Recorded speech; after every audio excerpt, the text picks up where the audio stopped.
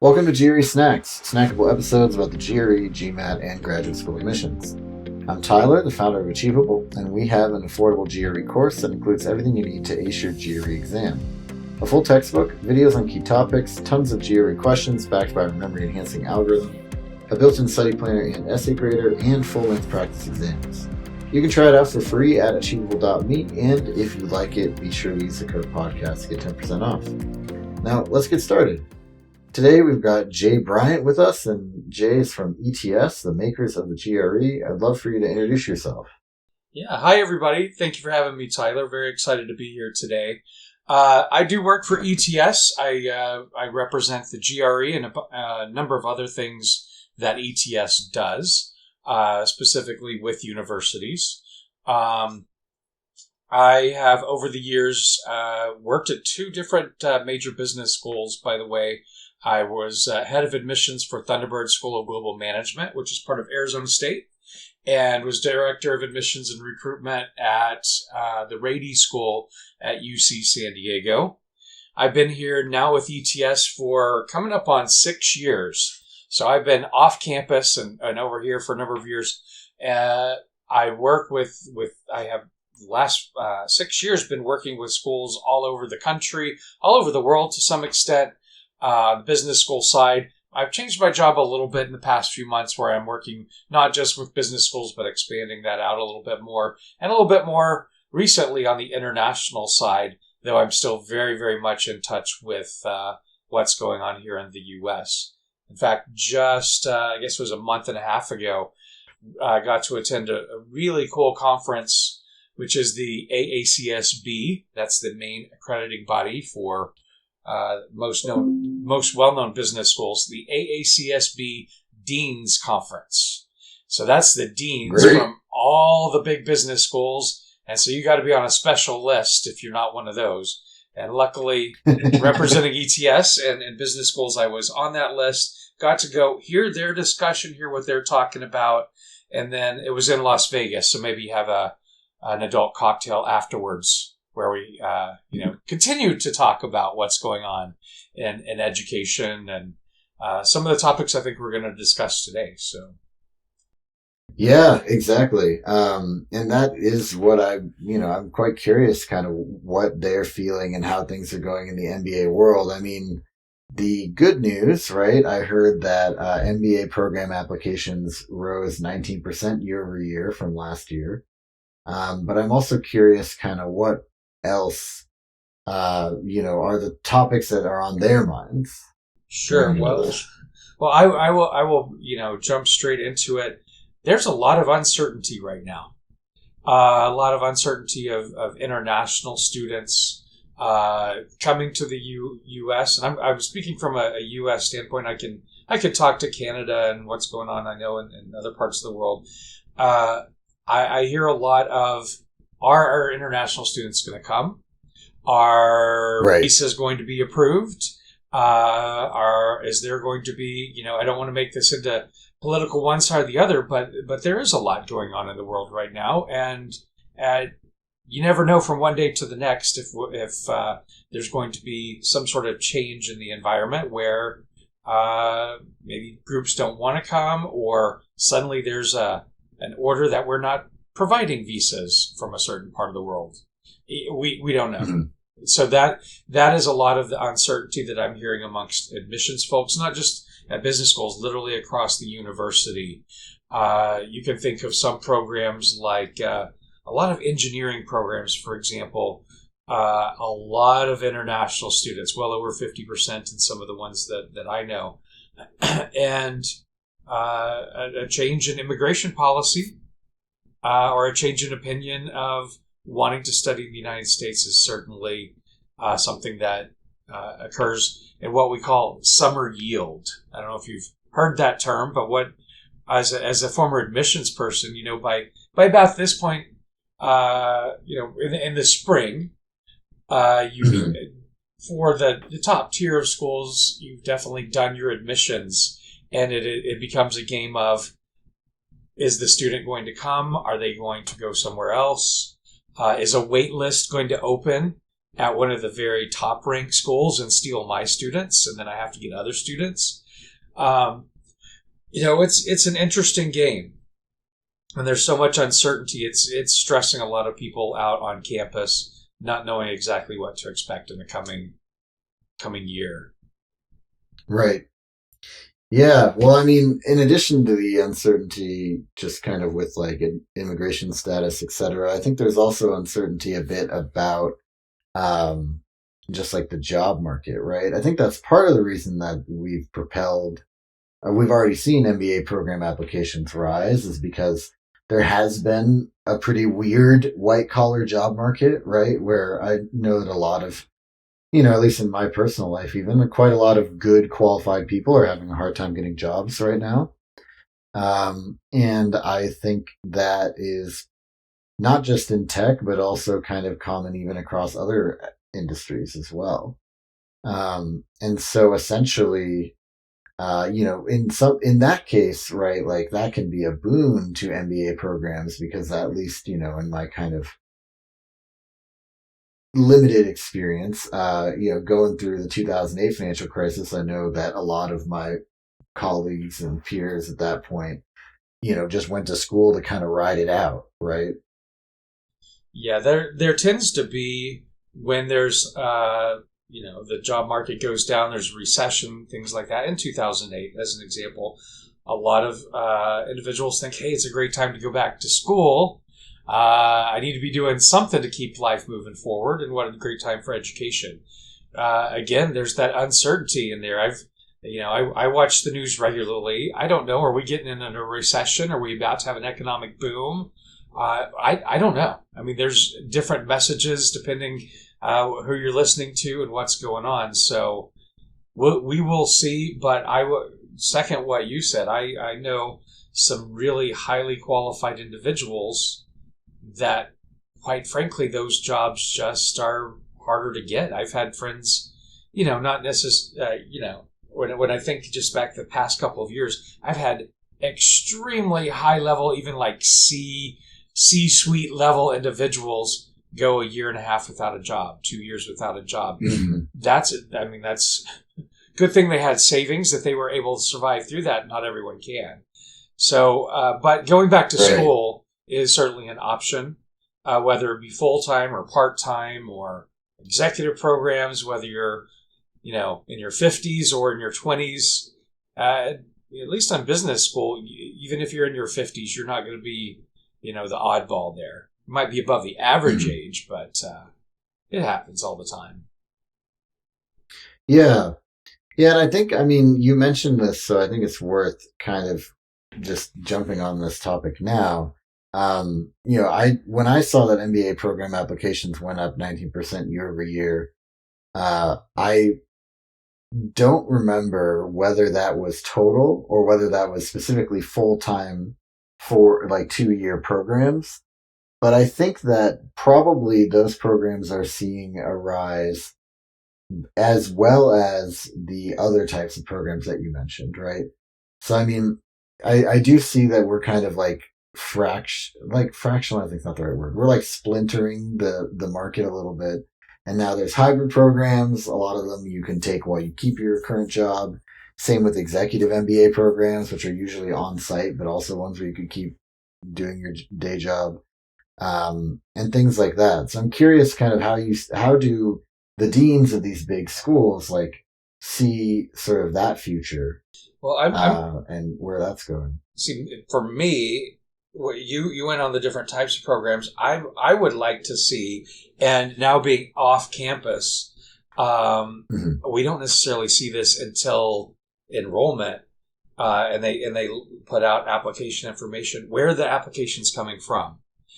There's been a bit of a decline both in China and India applying to go overseas. And why? Because they have such amazing schools there now. They have really good options in their own country and don't have to come to the Western Hemisphere to find great education like maybe 20 years ago. It was much less there. Africa has pulled in so many applications on this side of the planet now. That is amazing.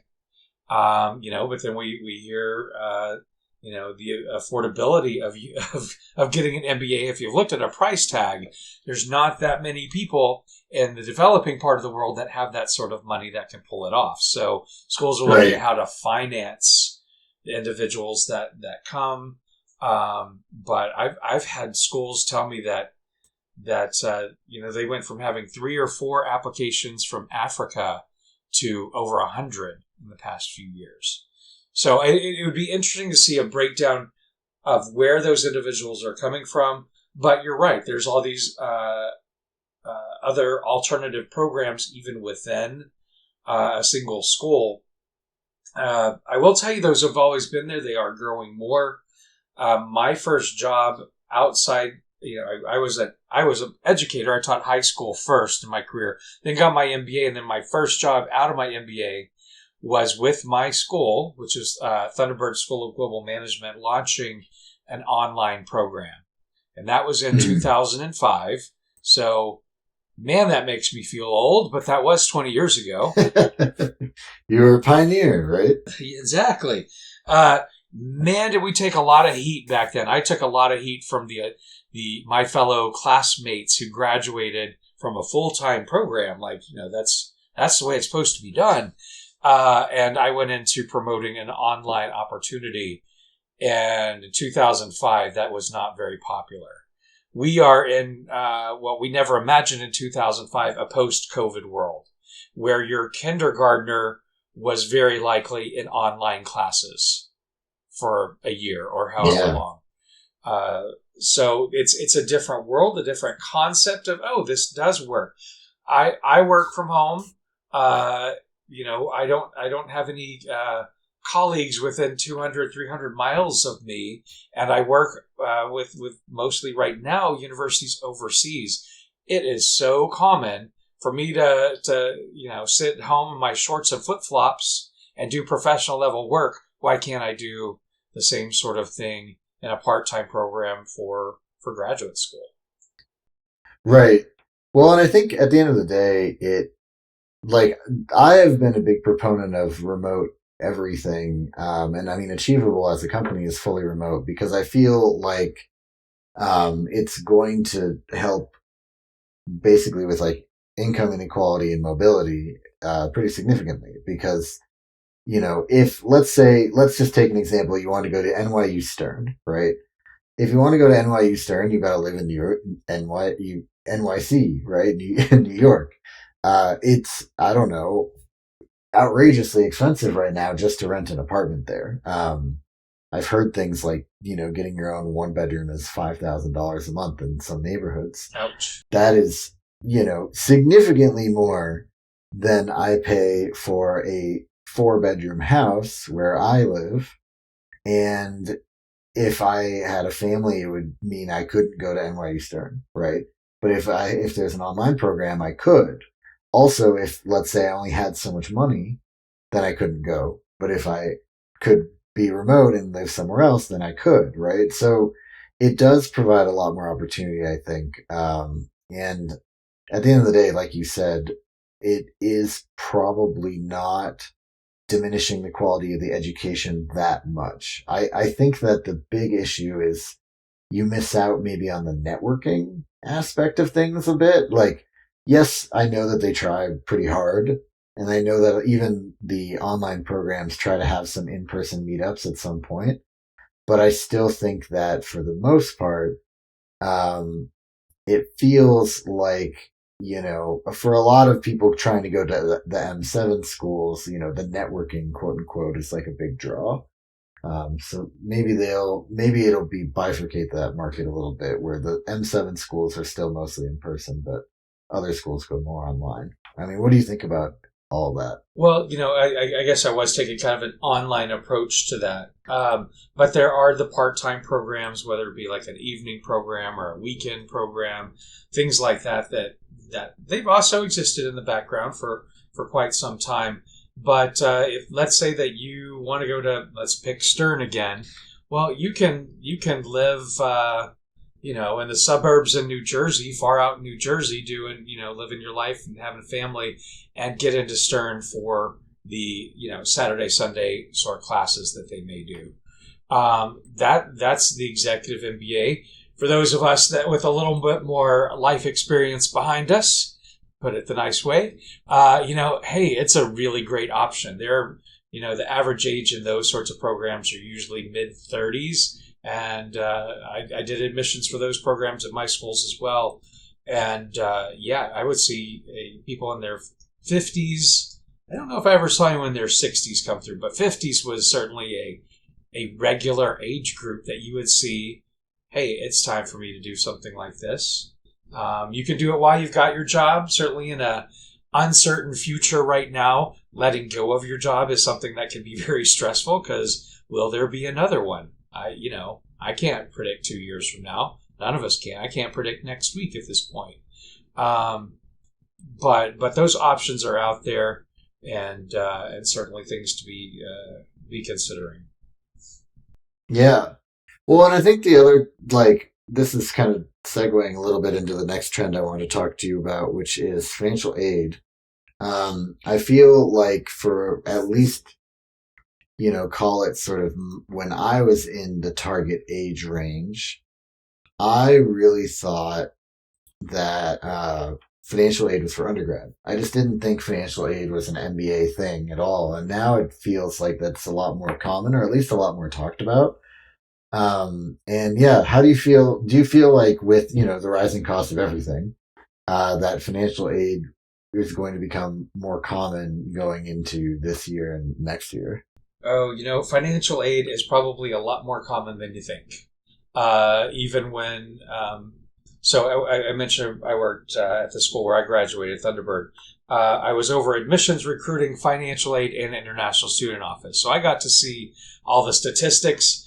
Financial aid is complicated, so I tried to let the experts do it, even though I, hear all the, oversaw the department. But it was something of our U.S. students, I want to say definitely over 80, probably 90% had some sort of financial aid. If I told you right now, it does not give me sticker shock at all to see an MBA program and, it's $120,000. That's a lot. There are certainly those that are less expensive, more regional schools, those sorts of things. Most of us don't just have sitting around 120,000 expendable dollars. I would say a lot of the people that do are not thinking of getting an MBA either. Right. You will find, financial aid comes in so many different ways. Loans is certainly probably the biggest group that you have them. It's usually a combination of stuff between loans and scholarships. To get 100% scholarship, you gotta be on fire. You gotta be amazing to get the really 100%. Certainly, we gave those out to less than 5% of incoming students would get a full ride. They were our superstars. Right. But usually it's a combination. When I went on to my MBA a couple decades back, I got a great scholarship, but that didn't cover all of it. And I had been a high school teacher, and I was not getting support from my parents. They were supportive, just not financially able to help out at that financial point. So I had a combination of loans and scholarships. It's definitely there. Now I will throw out in your part-time programs, they do tend to be less common. That is not a rule across the board. You may find a program and be like, Jay was not truthful on that. There may be programs that have got a lot of fellowship or scholarship opportunities.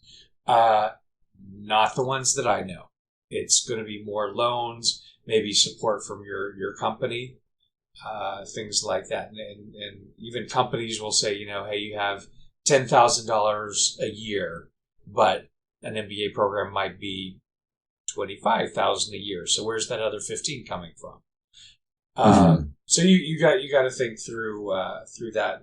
Financial aid, absolutely important. I do know that a number of schools have upped their game in scholarships. And scholarships are really interesting. If you really want to take a look at them, some of them are are donations that alumni have given or through grants from the government or whatever. But a lot of scholarships are really and truly behind the scenes, more like a coupon. It's just money that never comes in. You account for it in a certain way, but if you get a $100,000 MBA program, you got a $25,000 scholarship. What that means is you're only being charged $75,000. Yeah, so it's like a discount as opposed to them. It's not like they take 100 and give you back 25, right? And so when you take your important pricing class or some marketing classes along your way in business school, you learn that sometimes you reduce the price to get more sales. And in the world of education, it's you give more scholarship, reduce the price in order to get more students in the door. Because it does help them financially and brings more students to you. So I do know that in general schools have been giving a bit more than maybe they were 10 years ago. So in that case, it's a good time to be looking at business school. We're also reaching, there's the population cliff, if you know what I'm talking about, where the age of individuals that are that would be applying and going to graduate school is slowly that number of individuals in the U.S. that at least that age is about to drop a lot.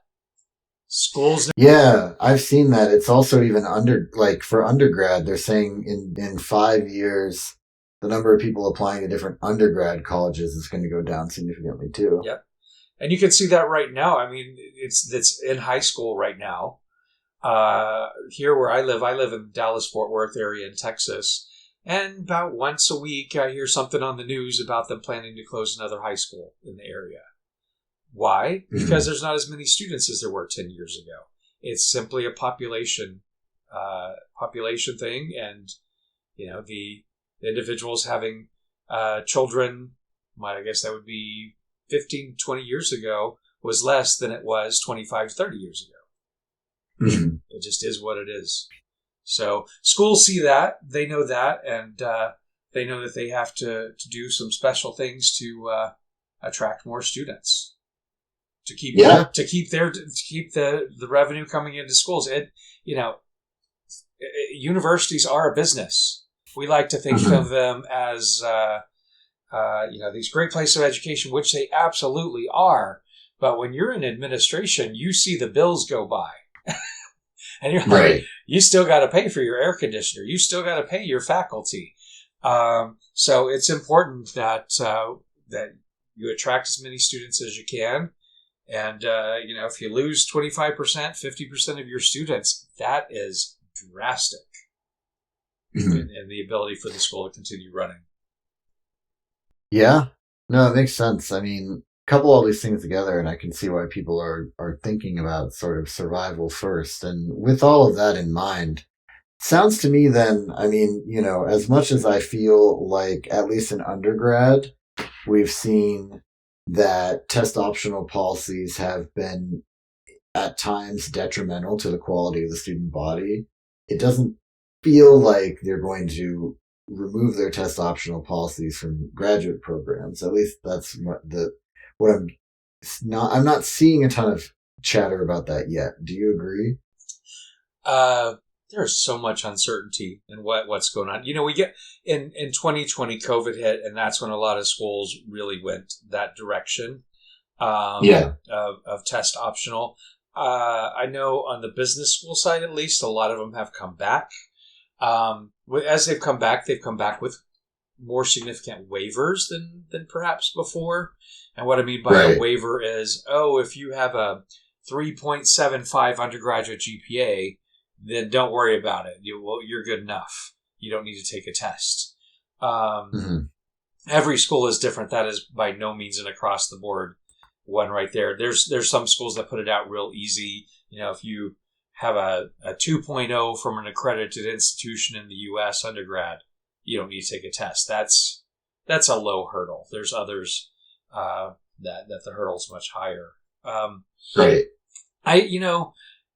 I think what I hear if I sit down and have a cocktail with one of my colleagues who is an admissions director, which that happens more frequently than I want to admit, but it does. It will come up. Yeah, I really like having the GRE or GMAT as part of the application, but the dean and the CFO really know that we need this many seats filled, and we can't create hurdles that are going to keep people out. And so that's why we're not requiring it. And I get that. I get that. As I said, it's a business. Universities are a business at the end of the day. They've got to have viable customers. So it really depends on where it goes. There's as we've, I think back 5 or 6 years, and DEI was something that we talked about a lot when I started here at ETS or at University of California, recruiting and DEI and all of our DEI statistics front and center for everybody to see and consider. Now, universities, I don't even hear them may say that word. Let's be honest about what's going on. If they push something that they believe is going to get them attention from the government because they went too far with the DEI concept, that's something they want to avoid. They don't want to be in the news for anything.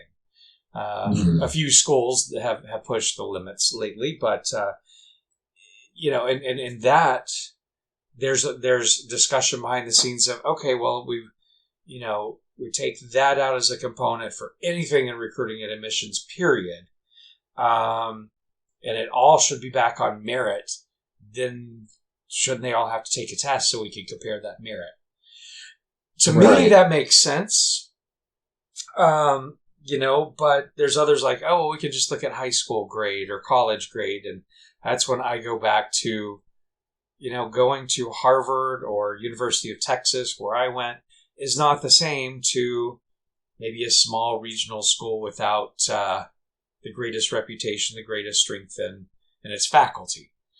How do you compare a 3.5 at Harvard or UT? And I don't want to say any school because I don't want to put any school down, but there, what I'm talking about, a 3.5 at a not highly reputable school. Or even like a 4.0 at a not highly reputable school. I mean, this is essentially the argument for testing in general. And I mean, there's even arguments that standardized tests actually give a better opportunity to people that, maybe previously would have fallen in the DEI umbrella. Now it's like they have sort of a real level playing field to showcase their skills. But then on the other hand, a lot of those same people also don't have the resources to prepare for said tests that others do, right? So it's kind of there is unfortunately, I think, no single bullet thing, silver bullet, there we go, to solve everything. But I can see your point where it's like, it's another data point. It's a data point that, unlike high school grades and college grades, which are, at different points in time for different applicants, right? It's all kind of on the same timetable and measured against the same scale. And then the word standardized is there for a reason. Yes. That is a word, just like a ruler has a standard sized foot here in the U.S. We can look at meters, other parts of the world. We do our own thing here.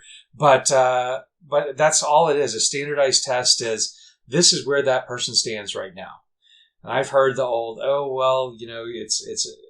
it's how you prepare for it and all that sort of stuff. Well, to some extent, you want to be at your best when you take it.